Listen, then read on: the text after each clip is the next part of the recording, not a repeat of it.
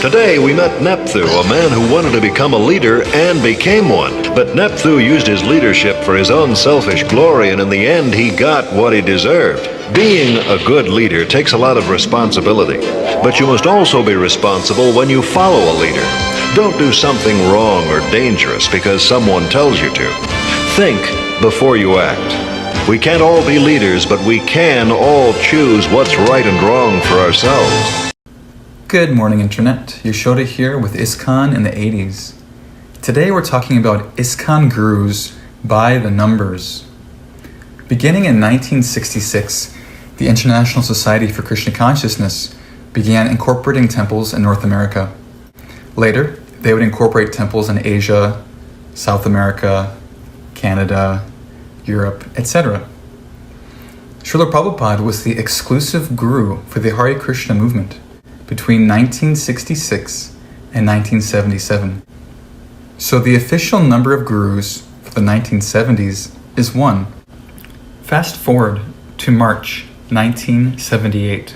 Srila Prabhupada appointed 11 priests to oversee his movement, but he did not make an appointment of a successor.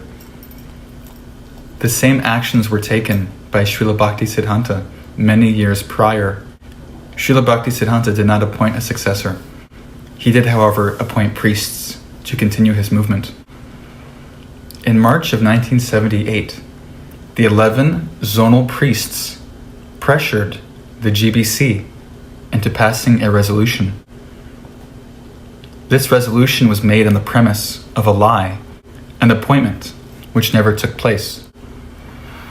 Through pressure, the GBC passed a resolution in 1978 stating that Srila Prabhupada had appointed 11 successors. This was a misrepresentation. In order to provide fidelity, the 11 priests created a July 9 letter, which, although authentic, had only appointed them as priests and not as true successors.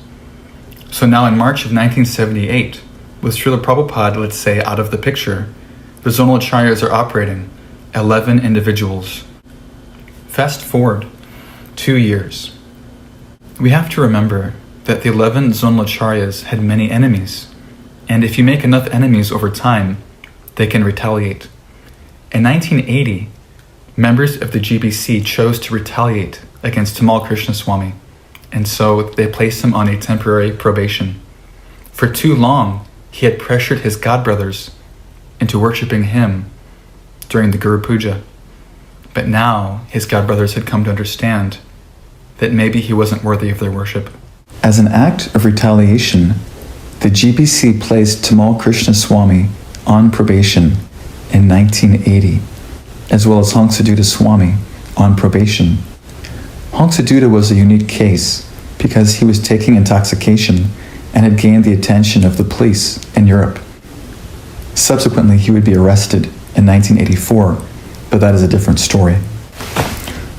Tamal Krishnaswamy, ever intelligent, decided to use politics to maneuver through his probationary episode. Calling up some of his senior godbrothers, he scheduled a meeting in California, which technically was Rameshwar's zone, but Rameshwar did not protest. Tamal Krishna called up his elder godbrothers to include Jayadvaita, Dear Krishna, Hangsaduta, and other senior devotees.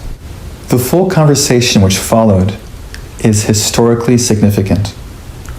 Tamal Krishnaswamy took a divergent posture because he made a confession stating that he and the 11 had misrepresented Srila Prabhupada's appointment.